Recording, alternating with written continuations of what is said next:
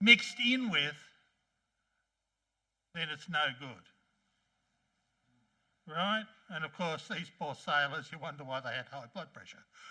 But anyway, they did have meat. If they had, otherwise, they would have had nothing to eat. Right?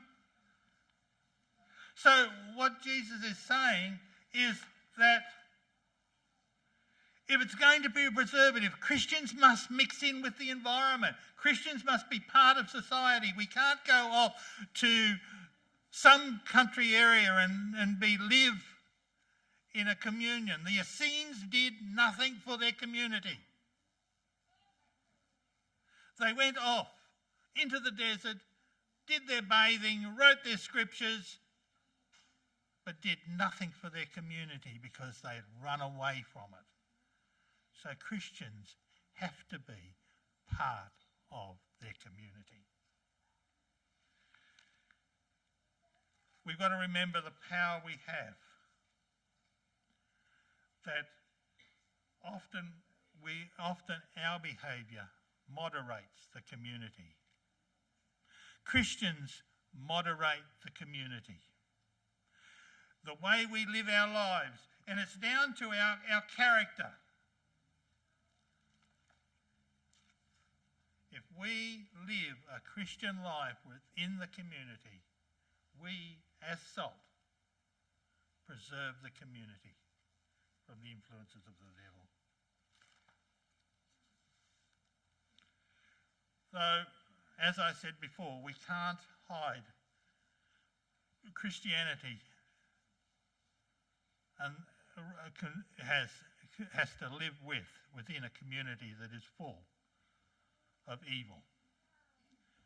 The devil is at work in this. We have injustice, we have inequality, but we have to be the salt. Now, I'm going to go off on a little tangent here, and I'm going to explain slavery. And you're wondering why I'm explaining slavery, because it was the major evil within the time when the Christian fathers were writing. And then I'm going to explain the book of Philemon and show how Paul was actually being salt. And what he was actually saying and writing, even though it doesn't seem very important now, was actually groundbreaking and would have changed society if the church had kept its saltiness. Right. Roman society was a slave society. There's only 5 slave societies in the whole world. There was, I think if I remember rightly, there was Greece, Rome, Southern America, Brazil, and Caribbean. They used slaves. Their whole society was run with slaves. Now, it doesn't matter where, 35% of the population were enslaved in the Roman Empire. Right? And of course, all humans that are enslaved have no rights, are mistreated and seen as property. In fact, many writers in the Roman Empire only said that they were equivalent to animals that could talk. Right? Country slaves were treated terribly. They were never freed, always out digging, die, that's it, right? Now, if a slave ran away, they were considered property. So if a slave ran away, he was punished for theft, because by running away, he had robbed the master of his labour. And the outcome could have been very disastrous for the slave when he was brought back, because there were bounty hunters and people looking for runaway slaves, and the master had every right to kill the person. Right? So it was a sad situation, and I was thinking about it. 35% of the population, a city of 1 million people in Rome itself, there would be millions. I reckon, like the Gaelic Wars, That was in France when the Roman Empire marched into France. That was the Gaelic area, and they conquered the area of where France is. They enslaved 1 million people. 1 million people from the Gaelic Wars, because that was a very good way of paying for your war. You'd go away with gold, but there wasn't much gold in France. You'd come away with all those sort of things from beating up the French. But the thing they sold most was slaves. So there was 1 million people Caesar brought back who were totally enslaved. In fact, there were slave traders followed the army and bought them. So that would be the population of the southeast Queensland. All enslaved. And the Romans thought they had every right to it. And they had their laws were wrapped around trying to keep slaves under control because they didn't want 35% of the population revolting. And it became very, very unpopular. It was seen to be very bad form if you was a rich person and did any work. Physical work was actually seen, physical work. Right?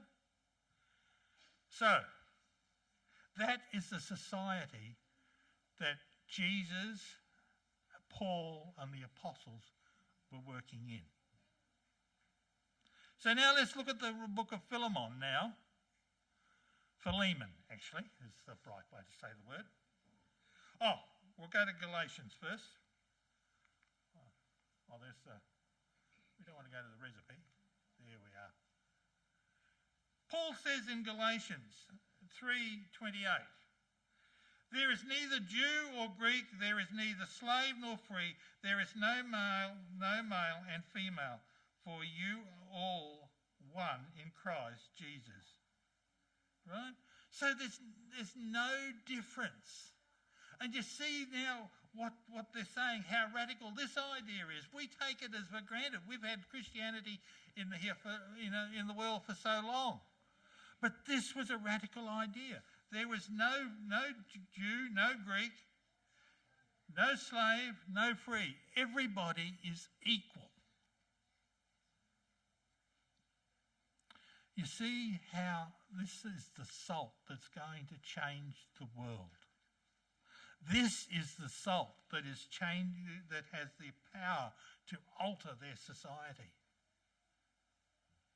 God's salt. So it was a completely radical idea. God said that all people are equal and Christ loves everyone. Right? And if we look at the book of Philemon, we see that in what was written there. Okay. Let's have a quick look at the book of Philemon. Right. The book was written as an open letter about a household problem caused by a slave that had legal and human ramifications. Philemon was a rich man. He probably had. We know he had one slave. He probably had lots of slaves, right? And we also know that he had the church met in his house. It was very easy in that time to convert a whole family. All you had to do was convert Dad, and Dad said everyone's Christian. It was just that sort of society. So Apina was probably his wife. Apicus was probably his son. And I would say by what Paul says about these people, they were actually converted Christians. Right? Now, Onesimus, the book says in Philemon 2, we talk about the rich man, but Onesimus was a probably passive-aggressive. Most slaves were passive-aggressive. And Paul states that he was useless. So in Philemon 11, formerly he was useless to you, but now he is indeed useful to me. Right? Because he ran away. He probably stole money. And he ended up in Rome. Now, when you're a runaway slave, there's one person you don't want to meet as a bounty hunter. There's another person you don't want to meet as somebody who finds out you're a slave and dobs you in. So it would be very, very difficult living in the back streets of Rome where you can't work and you're always hiding. So I'm not sure whether Onesimus found Paul or accidentally or went to Paul, but whatever happened, he went to Paul and Paul spoke to him about God. And he accepted Jesus as his saviour. And now the remarkable thing happens. In Philemon 16, there, I think that's the salt one. There's Philemon.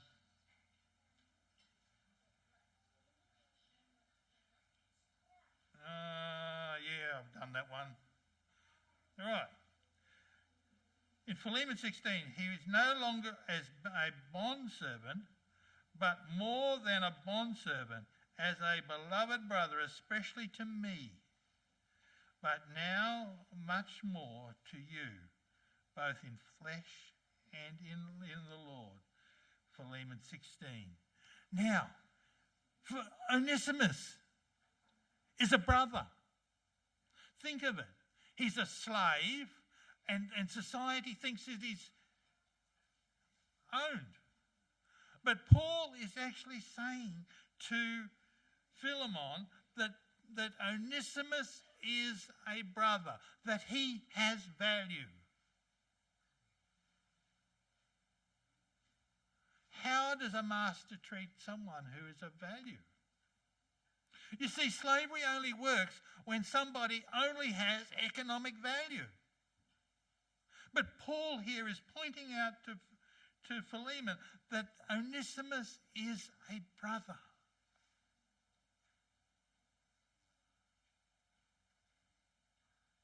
You see how this has changed, how it's tipped up the whole of society, the whole system.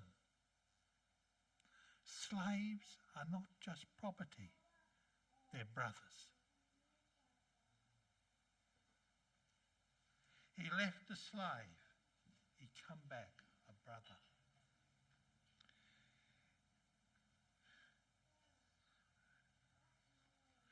Paul, of course, took risk being with Onesimus, knowing that he was a runaway slave.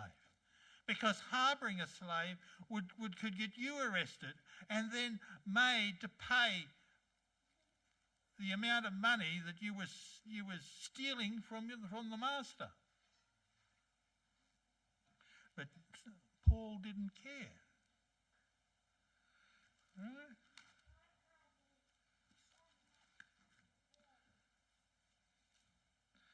You see, Christianity at that time was creating a little oasis. Each one of those church houses where the church lived, where there were slaves, there were masters. The slaves and the masters sat together. In fact, if slaves sometimes led these churches. You see what was happening, a little oasis. All based on principles of God, of justice, of fairness, of honesty, of integrity, were all based on the principles that Jesus taught. All representing God, because what Jesus did and taught was telling us what God was like. And if we live up to that, we're living up to what God. is like. For Christ taught that it's our actions, our attitudes, and our care for others is what God is like, and that is the salt. It said, I read here that in one of my books, I'm not sure where, but it said that every movement we make creates ripples around us. What sort of ripples are you and I making? Are we making ripples for God or ripples for the devil? I'd like to tell you a story to end.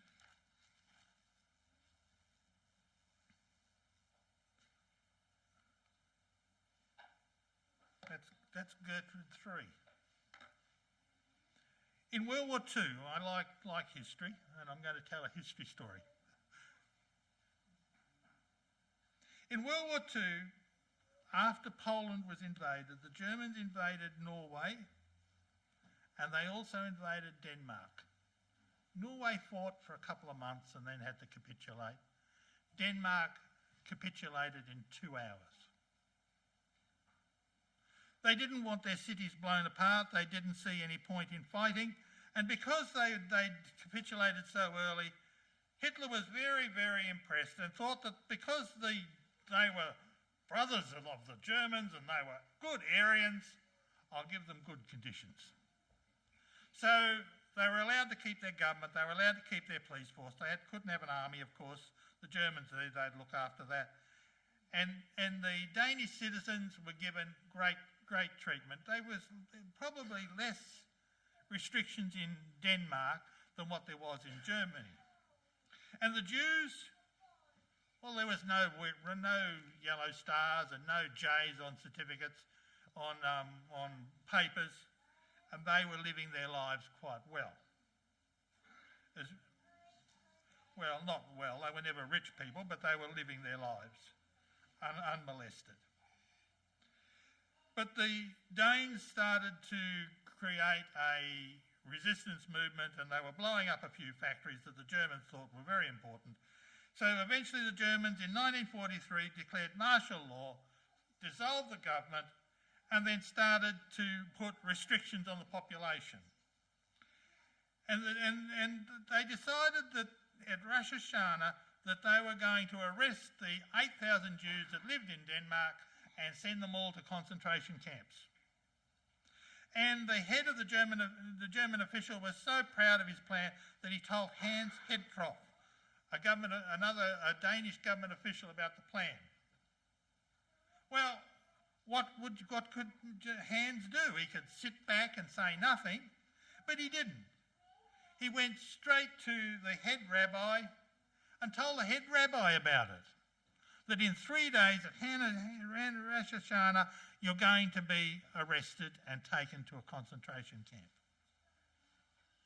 So the head rabbi changes his Sabbath sermon, and they don't have a sermon, and he tells them all about tells the people all about what's going to happen, and makes a plan that no one is going to be at home for Rosh Hashanah. They're all going to go into hiding.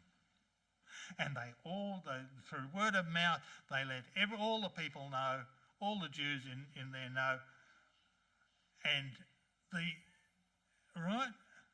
So, the official church, the church of the bishop of the Danish church, it's a state church, wrote to all his pastors and told them to read a letter on Sunday, and he then goes and then protests loudly to the German government.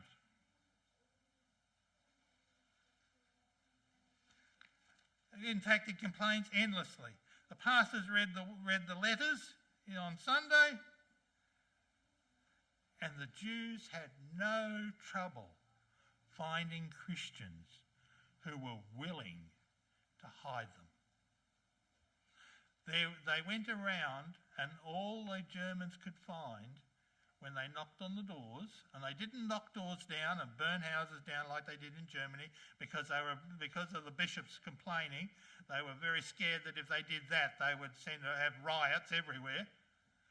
they behaved themselves and knocked on the doors politely. They only found old, infirmed people who couldn't go and couldn't hide.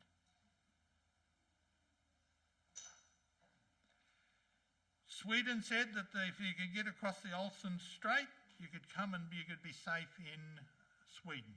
And Sweden was a neutral country.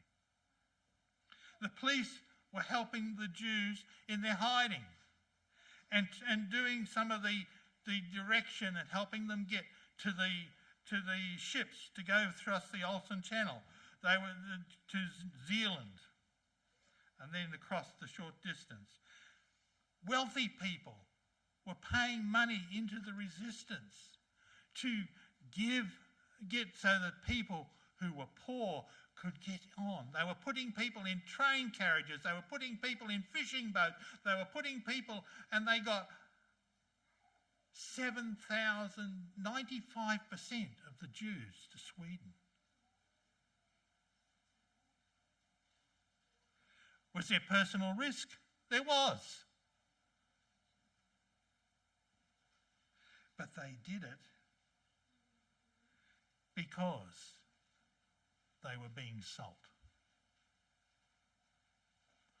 When you compare what happened, what the church did in Germany and all around the rest of Europe, how they shut their eyes and how they didn't protest as people were murdered.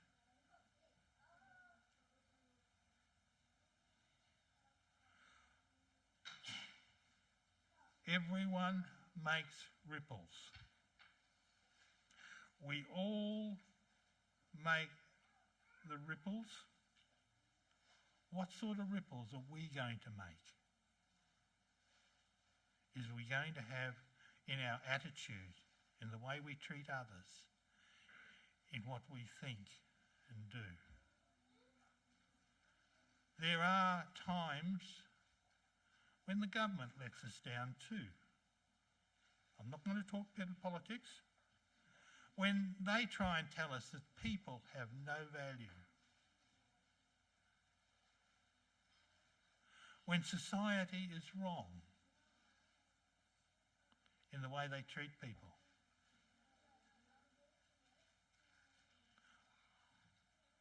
What sort of ripples are we going to make? Are we going to make God's type of ripples? Let's now have a song.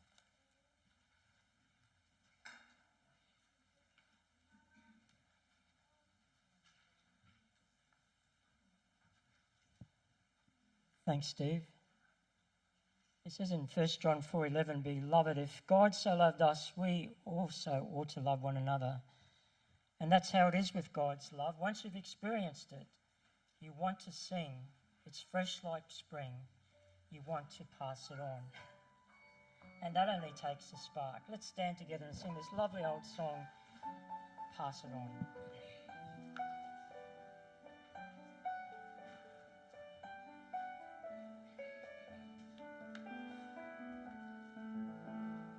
It only takes a spark to get a fire going, and soon all those